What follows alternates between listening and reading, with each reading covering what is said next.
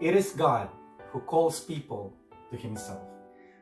Acts 2 verse 39 says, "This promise belongs to you and your children, and to all who are far off, to all whom the Lord our God will call to himself." In this verse, Peter exhorts his hearers to embrace Christ for the forgiveness of sins. He says, "The promise is for you and for your children and for everyone the Lord our God calls to himself."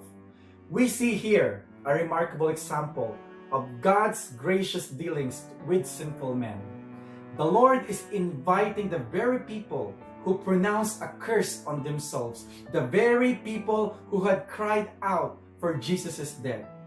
Peter assures them that the promise is for them and their children, that if they come to Christ, they may proclaim the same and be warmly welcomed and forgiven.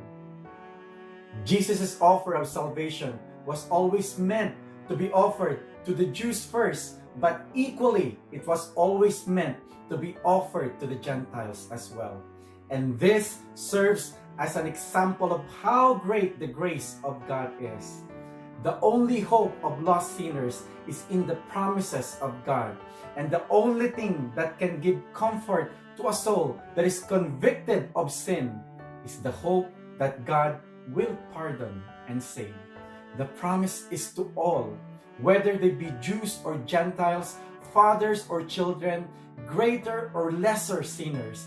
The promise is to all, to the whole race, not limited to Jews. If the promise of life is to all, it is the duty and responsibility of the church and every disciples of God to send to all the message of his salvation. The promise of salvation is not for us to keep, but for us to share. And God is extending his invitation right now and offering salvation to those who believe. Remember, we exist to proclaim Christ to the cities and nation through the gospel. It is a wonderful truth the Apostle Paul declares, "Call upon the name of the Lord and be saved." Amen. God bless everyone.